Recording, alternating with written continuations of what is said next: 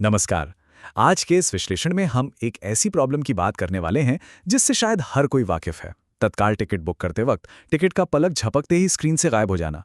आखिर इस डिजिटल पर्दे के पीछे ये कौन सा युद्ध चल रहा है, आइए देखते हैं। इस चर्चा में हम क्या क्या कवर करेंगे, उसका पूरा रोड मैप सामने है। आम यात्री के तत्काल वाले स्ट्रगल से शुरुआत करके बुकिंग बॉट का सच, कैप्चा हैकिंग का तरीका, आम लोगों का नुकसान, इन्फोर्समेंट एजेंसीज की कड़ी कार्रवाई और आखिर में सुप्रीम कोर्ट के ऐतिहासिक फैसलों तक सब कुछ डिकोड करेंगे।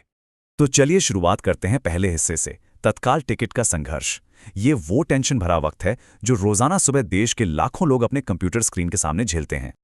अब एक सवाल जो अक्सर दिमाग में आता है, बिल्कुल सही टाइम पर एकदम मिलीसेकंड की एक्यूरेसी के साथ बुक नाउ दबाने पर भी टिकट सीधे वेट लिस्ट में क्यों चला जाता है?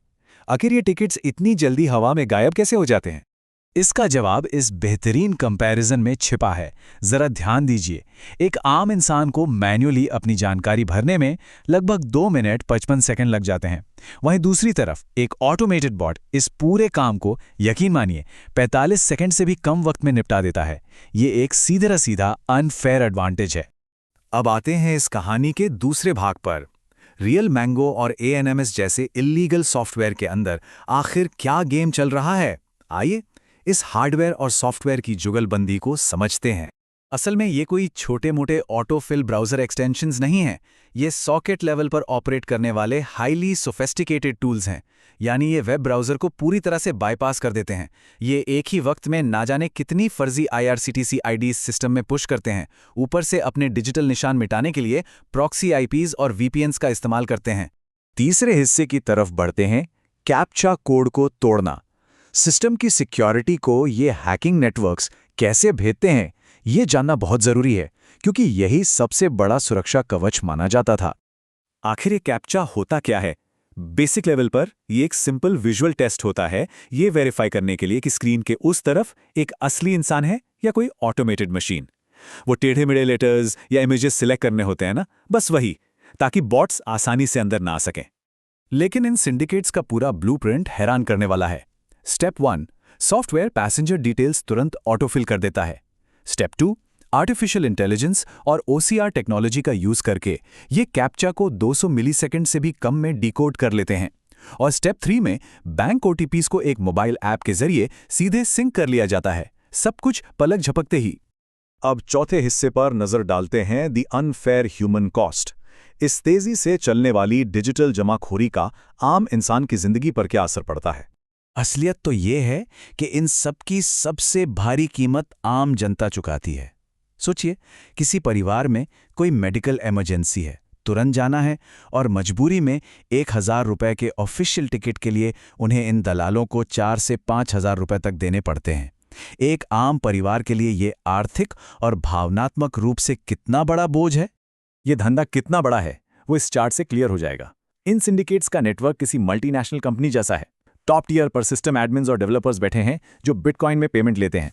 फिर आते हैं मैविन्स और सुपर सेलर्स, उनके नीचे लोकल सेलर्स, और सबसे आखिर में ग्राउंड लेवल पर वो साइबर कैफे एजेंट्स और टाउट्स जो फर्जी आईडीज यूज करके टिकट्स निकालते हैं। एक पूरा मकड़ जाल। लेकिन ठहरिए, कानून भी हाथ पर हाथ धरे नहीं बैठा है। 5वां भाग है, लॉ एनफोर्समेंट स्ट्राइक्स बैक। देखते हैं कि इस फ्रॉड को रोकने के लिए क्या डिजिटल और फिजिकल कार्रवाई हो रही है। Centre for railway information systems यानी क्रिस ने इन बॉट्स को ब्लॉक करने के लिए कई सॉलिड कदम उठाए हैं। सबसे मास्टर स्ट्रोक है 35 सेकंड का मिनिमम बुकिंग टाइम लिमिट। यानी बॉट कितना भी तेज हो, उसे कम से कम 35 सेकंड्स तक वेट करना ही होगा, जिससे मैनुअल बुक करने वालों को एक फाइटिंग चांस मिलता है। इसके अलावा प्रभाल ऐप और डायनामिक IP मॉनिटरिंग के जरिए हजारों फर्जी आईडीज को डीएक्टिवेट किया गया है।